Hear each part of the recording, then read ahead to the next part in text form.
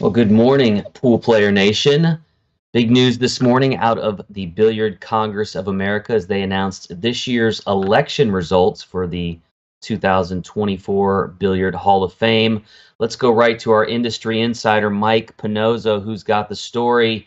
Mike, who says Friday is News Dump Day? Big news from the Billiard Congress of America in conjunction with the U.S. Billiard Media Association. Hall of Famers announced. Hall of Famers announced this morning. It's never a bad day to announce the Hall of Famers, right? And headlining this year's class of 2024 is Shane Van Boening. To absolutely no one's surprise, Captain America ran away with the voting in the greatest player category. They also did have a couple of meritorious service electees, which we can discuss later. But the main thing, the greatest player, a sports Hall of Fame is about the players, and Shane is clearly the greatest player of his generation, especially in the U.S. And you could really make an argument one of the top two or three American players ever, Right. right? So we're talking about a guy who won the World Nine Ball Championship, the World Eight Ball Championship. One of them when he was 38, one of them when he was 40.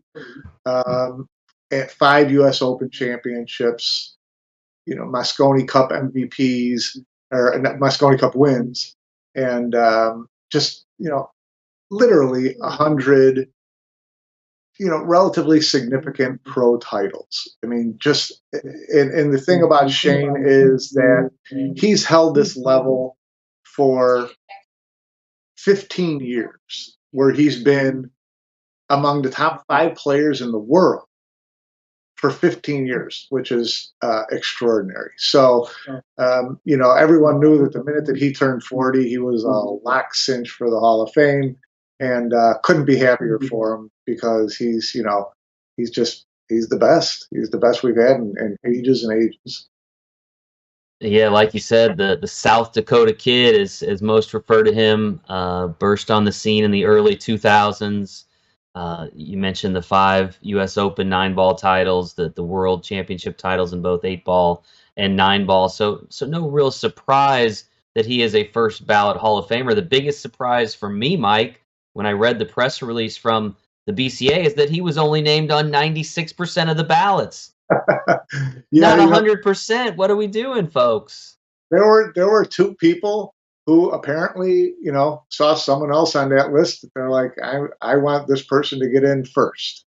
Maybe it's someone who they thought, had been on the ballot too long and needed to get in, and so they want to try to move them to the head of the line.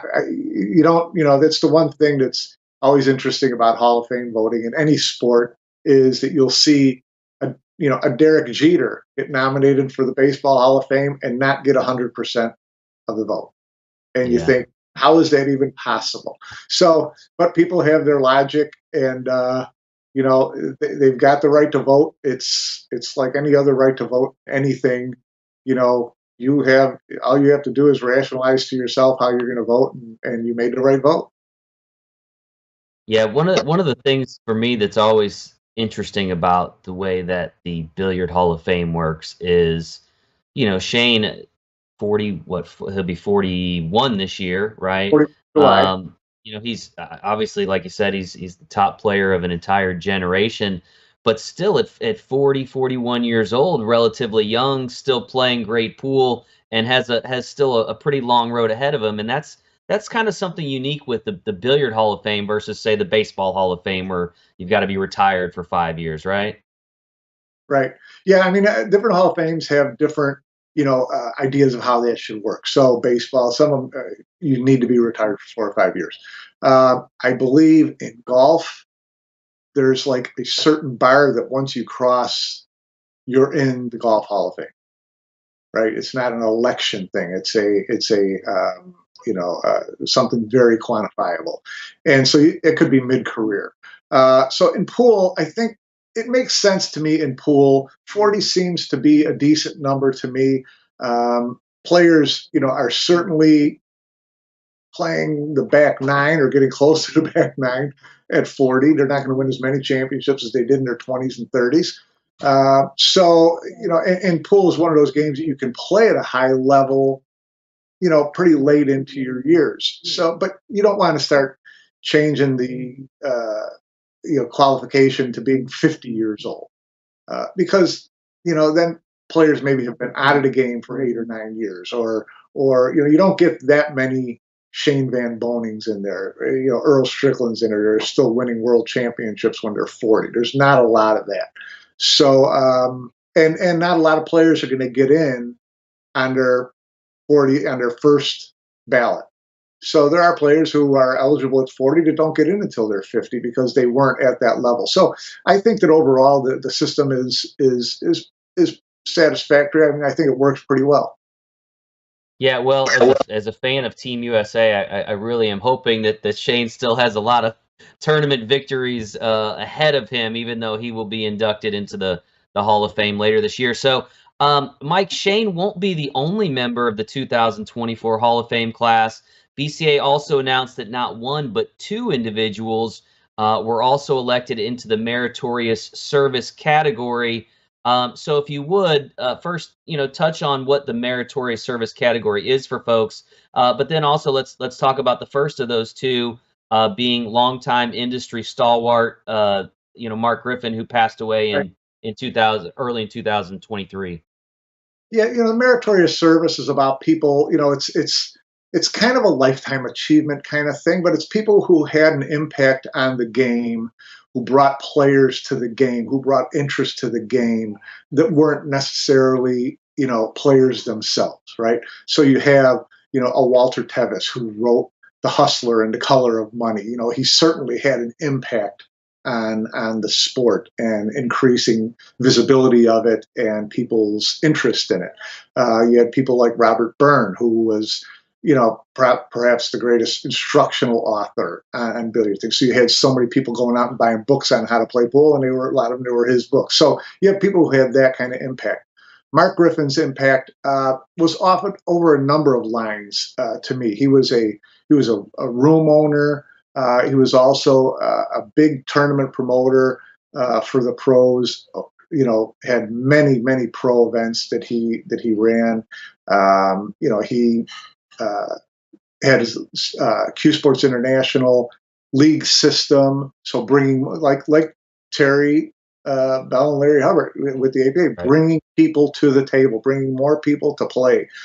So he was always about that. And one of the things that I liked most about Mark was that he kind of invested in a lot of little projects around the industry, people who had good ideas, people who he believed in, who needed funding, and he would jump in and help them out. And there were a lot of projects that he was involved in diamond pool tables for a number of years as an investor and kind of a one of the co-owners. So he was involved in things like that. So he had his hand in a lot of different things. He was 365, 24/7, pool. That was Mark's life. And there were a lot of players who owe a lot to Mark, and the industry owes a lot to Mark. And so it was very fitting. It always bothered me that we didn't get him in before he passed away. So I'm happy to see him get in. And I'm happy to see him get in the same year that Shane got in, because his U.S. Open 8-ball and U.S. Open 1-pocket and U.S. Open 10-ball were events that Shane was always in, always part of, and won, a huge percentage of them. He was very close to Mark and a very good friend of Mark's. And so to see them go in at the same time to me, is really kind of a pretty cool thing.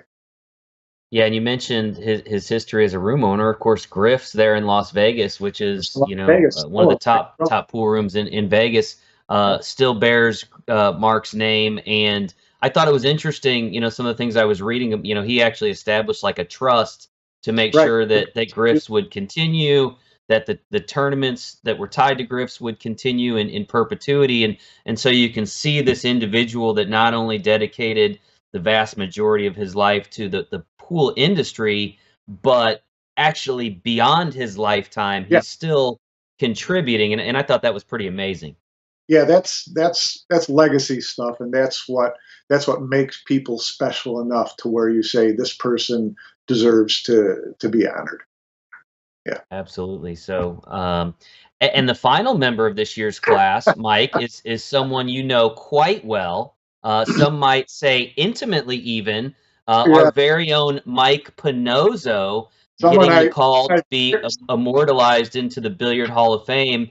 And Mike, let me, I want to put you in the somewhat awkward position here of going from reporting on the news to being the news itself. How does it feel to be elected to the Billiard Hall of Fame? it feels really strange, to be honest with you. I mean, it just got done talking about meritorious service and how people get in, get considered for meritorious service. And you talk about someone like a Mark, and I mentioned guys like a Robert Byrne and a Walter Tevis, and it's really um, difficult to try to think of yourself in the same category, right? I mean, no one meritorious service is one of those categories of the Hall of Fame where no one gets into the industry thinking, if I do this, I'll get into the Hall of Fame. Not Right. as a player, it's different. It's very quantifiable, and you know the hurdles are, and what gets you close, and what titles get you into the conversation, and longevity, things like that. Meritorious service, you just do what you love to do, the best that you can do, and it's very humbling to have other people look at that, you know lifetime of work and say, you had an impact. It's a hard thing to wrap your head around, if you're the person they're talking about. But I'm honored beyond belief, and something that as much as I've been involved in the Hall of Fame with running the banquet and all that kind of stuff and running the voting for years and years, I can honestly say I never ever thought about myself in the equation ever. So it's really a pretty cool thing. Yeah, well, you've got, more than 44 years in this industry. Obviously, most will recognize your contributions as those tied to Billiards Digest as both, an editor and then the publisher. But, you've also had involvement in the BCA board of directors. You've been involved in the Billiard and Bowling Institute of America. I know you were honored with the BCA's President's Award in 2005, the Industry Service Award from the BBIA in 2017. So lots of different things. But to me, and I'm going to tell this story because I know you won't. But in about 2006, I believe, maybe it was 2007, the Hall of Fame itself, the Billiard Hall of Fame, was really in jeopardy of basically falling apart. The BCA could no longer curate it, if you will, and I know that you stepped up, created the United States Billiard Media Association, which now oversees the Hall of Fame, conducts the voting, really put a much better process in place. And so you yourself have been really a curator of the Hall of Fame. And so again, you've been in the industry 44 years. I've only been in about 25, but I can say as a peer, I believe you are very deserving of this honor. I'm glad to see that the committee put you forward, and I know you are humbled and you're modest, but I believe you are very, very deserving of this honor, and I am very excited for you, my friend. Thank you very much. Yeah, it's a really cool thing. And yeah, I figured if I ever wanted to get in the Hall of Fame, I better make sure that it's still around when I'm older. So that's why I got into that 2006. We got to keep this alive mode. No, it's again, Hall of Fame thing is for players and for a meritorious service. When they start talking about that, it makes you stop and look back at all the years. And as a publisher, you never look back. There's not enough time to look back. You're always looking at the next deadline. You're always looking ahead. And so when this kind of came up, it did kind of force me to kind of stop and look back a little bit. And then it kind of dawned on me. I'm like, man, 44 years is a long time. But it's been so much fun, and I enjoy this industry and the people in this industry so much. And the players, I've loved telling their stories over the years. I've loved meeting them. I've loved trying to give them a platform to speak from. I've loved trying to, you know, help make them heroes. Things like that. I mean, that's all been fun for me, and it's what's kept me in this business for 44 years instead of going off somewhere else and working elsewhere. You know, it's a fun thing to look back on, and the banquet and induction will be a really fun thing to look forward to. It certainly will, and it will be quite the trifecta that gets inducted. I mean, you mentioned Mark and Shane's ties, but you yourself have, you know, a lot of ties to Shane. Obviously, you've been there to follow his entire career from him as a very young junior player. You know, I know you used to follow even his mom and his grandfather to a certain extent. So you know, I think it is going to be a very special day in November when the three of you are inducted there in Orlando. And if I'm not mistaken, that will be tied to this year's Moscone Cup. Am I right there? Correct. It's gonna be Friday, November 29th, at the Caribe Royale in Orlando, which is where the Moscone Cup is, and the Moscone Cup starts on the morning of the 30th. So the Hall of Fame banquet will be Friday evening. The Team USA, Team Europe will be there. You know, we're trying to bring in as many living Hall of Famers as possible to make a big celebration out of it, because we knew that the Shane year was going to be a big deal, and we knew it was going to be a Moscone Cup year, and so you know, it couldn't be a better situation. So, you know, I realize it's the day after Thanksgiving, but if you're a pool fan and you love the Moscone Cup and you're a Shane Van Boening fan, it's going to be a heck of a party. Yeah, I'm sure there will be no shortage of attendees there based on the sold out, the 24-hour, less than Yeah, 24-hour sellout of the Moscone Cup there in Florida. So definitely going to be a special evening. Mike, we're going to have an in-studio show, Billiards Digest Live. We'll be back next week here in our studio in St. Louis. So we're going to talk more about this year's Hall of Fame class. I know you're going to try to get an interview in with Shane, obviously, to talk, yeah, but there's a lot to talk about. The UK Open, obviously the Moscone Cups move and the sellout of the tickets there, even a little more WPA matchroom drama that we can get into. So there's going to be a lot to talk about this week. yeah, drama. You've got the announcement of the Reyes Cup, which is kind of the Asian versus the world type of version of the Moscone Cup. So a lot of good things to talk about. We will have Shane on for an interview to get his reaction to being inducted into the Hall of Fame. And this time he said he won't be out on his boat, so we'll be able to interview him on dry land. And hoping to have a couple other really good guests, including UK Open champion Robbie Capito from Hong Kong. So, you know, yeah, it'll be a great show next week. Looking forward to getting down to St. Louis and settling in with you guys and putting out another great show. All right, outstanding. Well, for now, we will let you run, Mike. I'll look forward to hearing what cocktail you celebrated with tonight, your election, and we'll plan to see you next week. So there you go, Quarantini Cocktails. There it is. Book publisher too. For those that Yeah. don't know. So, So it's the celebratory jersey. This is, you know, as close as I get to having a player's jersey.